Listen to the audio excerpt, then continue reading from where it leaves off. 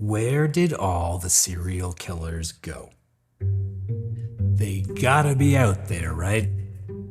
So why does it feel to me like they just aren't? Why does it feel like we haven't had a Dahmer or a Gacy or a Night Stalker since, well, Dahmer, Gacy, and the Night Stalker?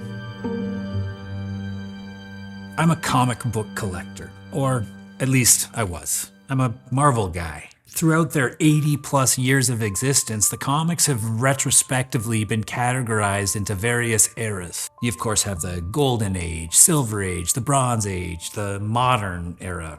But the Silver Age, that was nuts. 1961 to 70. Just to drop a few names, it gave us Spider-Man, the X-Men, Iron Man, the Avengers, Fantastic Four, Captain America, the Hulk, Doctor Strange, and Silver Surfer.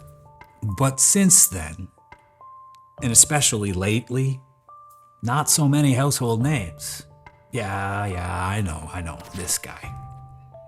And outside of the pages, on the very opposite and very real side of things, we haven't had many household name serial killers either. Why? Where did they all go? When I think of serial killers, I think of the 70s and 80s and maybe a little early 90s.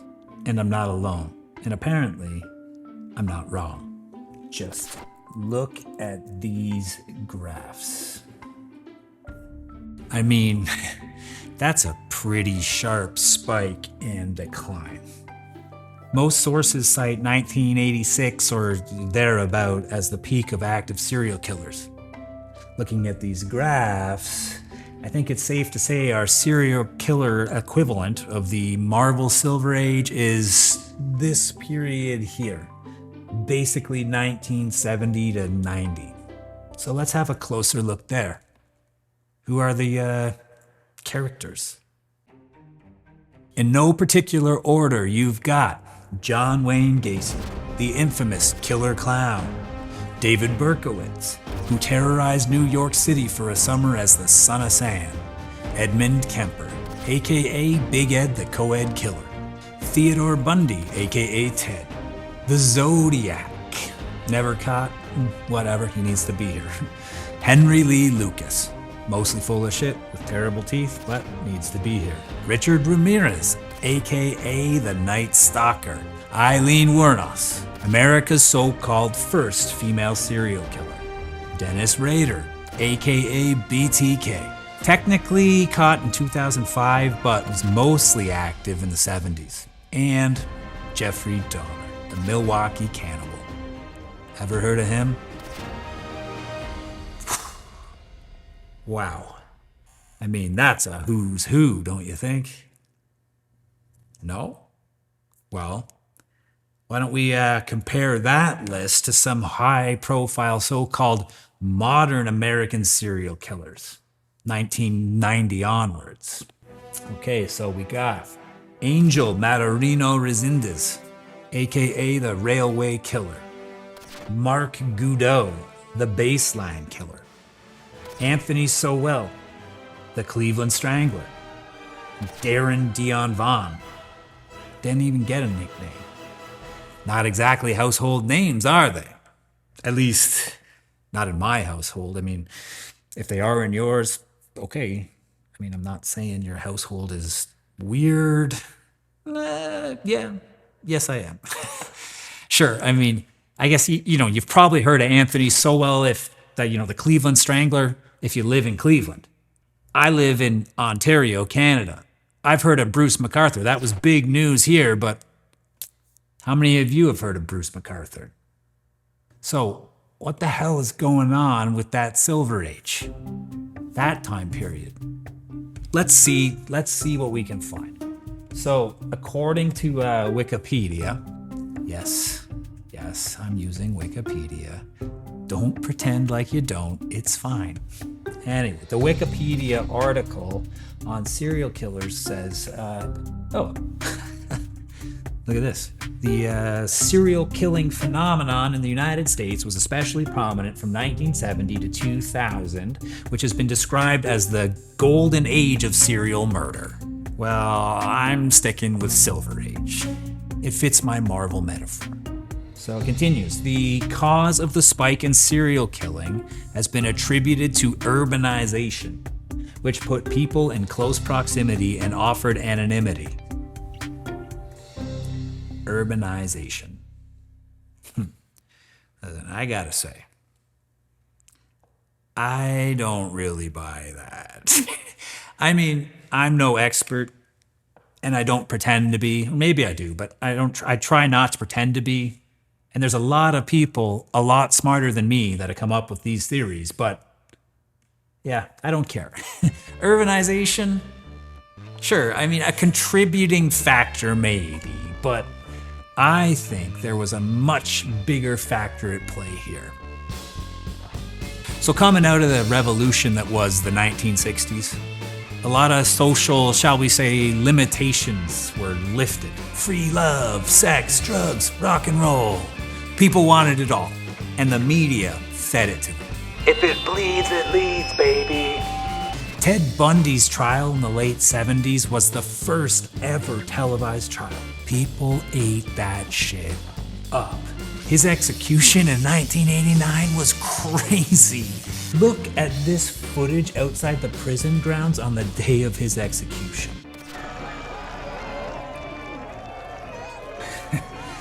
You'd be hard pressed to tell the difference between that footage and this footage of a tailgate party outside a Judas Priest concert.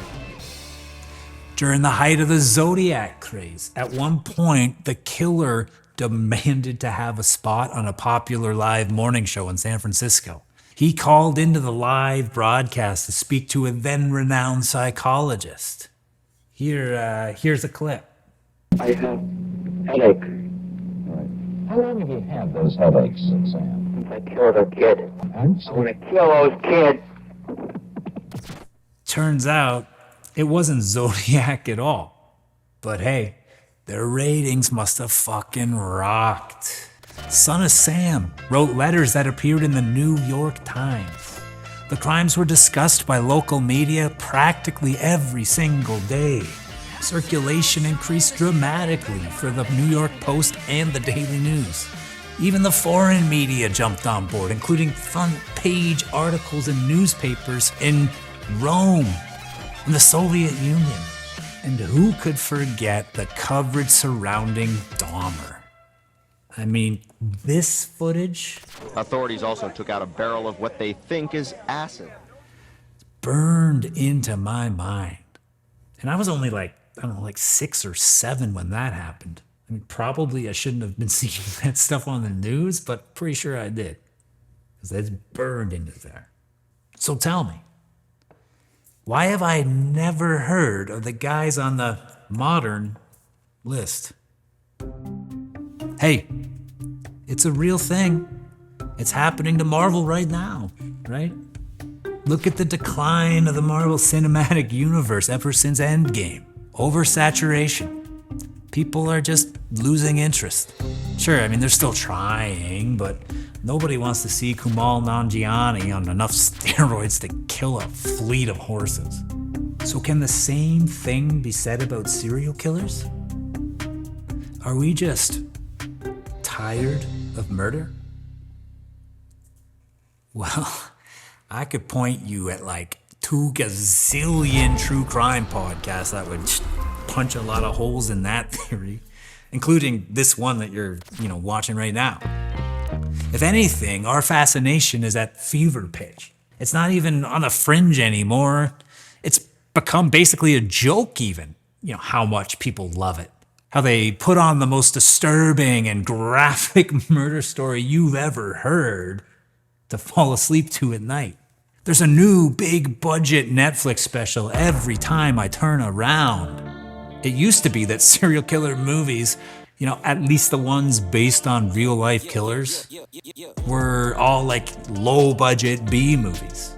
But now, Now we've got Zac Efron starring as Ted Bundy. Handsome Charlie Hunnam slated to appear as Ed Gein in the next season of Monster. Charlize Theron portrayed Eileen.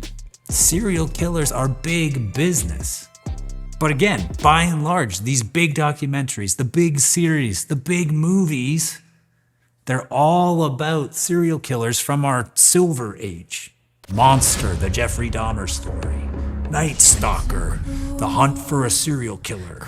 Conversations with a Killer, the John Wayne Gacy tapes.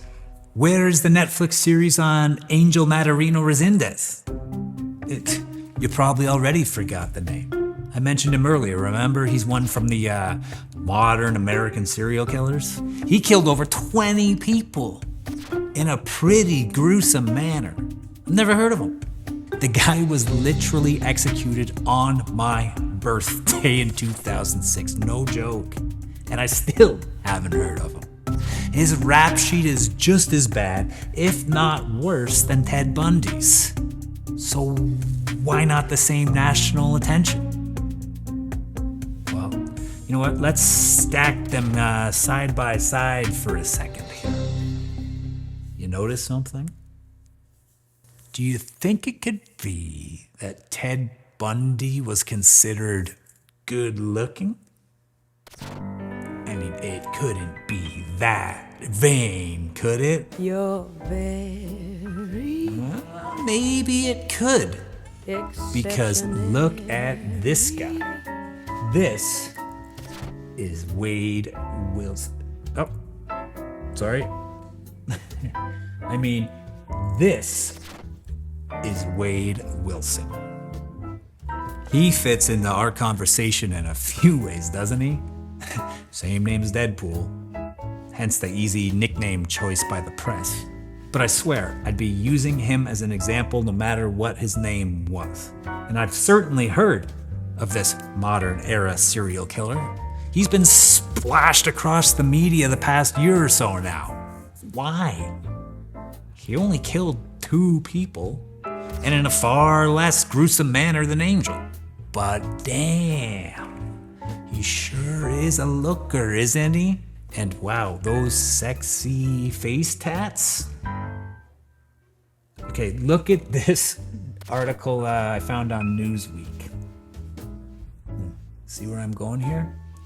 The Lee County Sheriff's Office confirmed to Newsweek on Friday that Wilson has received 3,903 messages since June 12th, the day he was found guilty of the murders. The office reports Wilson has accepted 279 connection requests and has also been sent 754 photos, 163 of which were rejected due to their inappropriate nature. And look at this.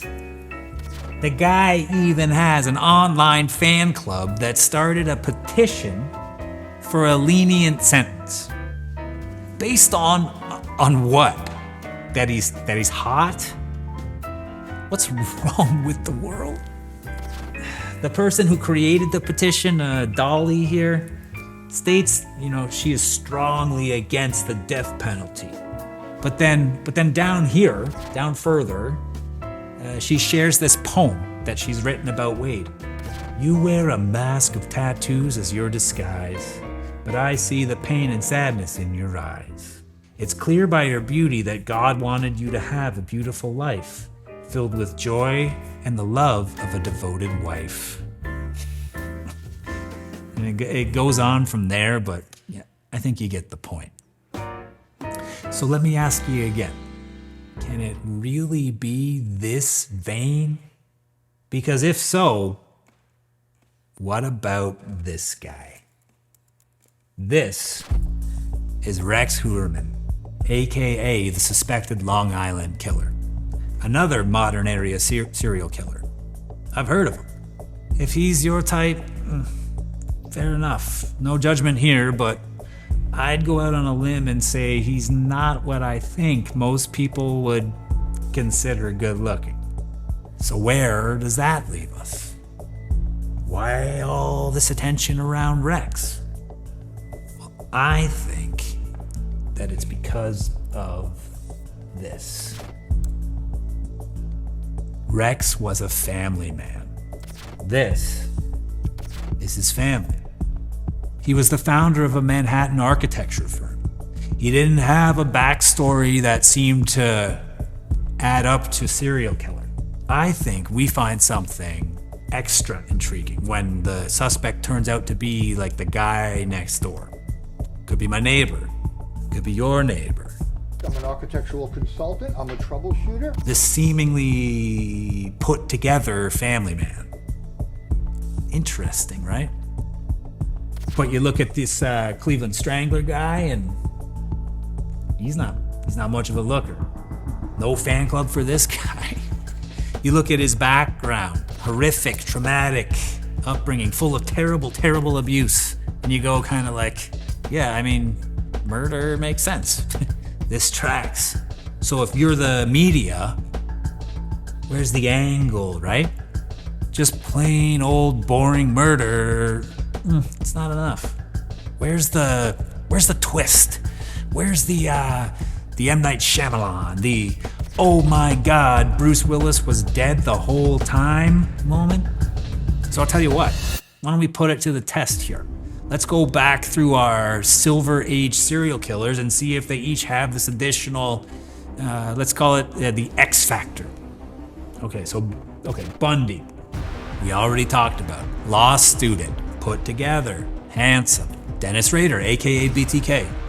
Cub Scout leader, church leader, family man. Ed Kemper.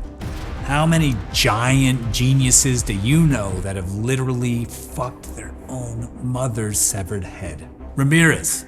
For some reason, this guy had more groupies than the Deadpool guy. Henry Lee Lucas. Make you bet. Confessing to the most murders in history? Lies or not, I'd buy that for $1. Gacy. Oh gee, let me think. What's the angle there? Dahmer. Cannibalism is next level. That's seared into our collective memory. Eileen Wuornos. You sabotaged my ass, society. A woman. That in itself, X factor in the serial killer game for sure. David Berkowitz. Horny, sexually repressed Jewish guy from New York. I didn't say it was a perfect formula.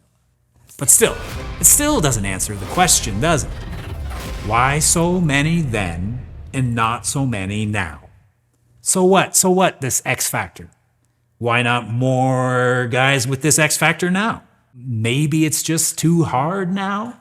Law enforcement techniques and forensic science have come a long way since the 80s. Maybe criminal profiling, DNA, and fiber analysis have scared people from acting on their deeply embedded and deranged compulsions. But you know what? Somehow I doubt it. So maybe they're just getting better at not getting caught? Despite patting ourselves on the back for all our fancy forensics, are serial killers operating under the radar? Okay, so remember the graphs we looked at earlier? This one? It shows the rise and fall of active serial killers. We have this clear rise here during the 70s and a steady drop off since 90. Well, what if we take a look at another graph that I found? For example, this one here. This is from the Council on Criminal Justice. It charts the success rate of US police in solving homicide cases between 1964 and 2022. Look at that. They were catching over 75% of murderers in the 70s, and upwards of 65% for the most part through the 80s. But come the 90s, it starts to plummet. According to this, by 2020, they're only solving about 50% of murder cases. 50%. So you got the unsolved murder cases rising at the same time we say serial killers are declining. So is the number of active serial killers actually declining, or are police just getting worse at identifying and catching them? We do know that often serial killers can be hard to identify as the link between victims is not always so apparent. And I'm not saying that all these unsolved murders are are the work of serial killers, but I would say it's in the realm of possibility that these serial killers are just getting by undetected. So if you ask me again, where did all the serial killers go? Unfortunately, I don't think they've gone anywhere. And while it may not feel like we're in the Silver Age anymore, maybe, just maybe, we never really left it. And yes, occasionally there will be another Wolverine that breaks through to remind us that they're still with us. But if you want my real opinion, I think they are all still right here, hiding in plain sight. And if we've learned anything from the past, the scariest part is, often they look and act just like you and me.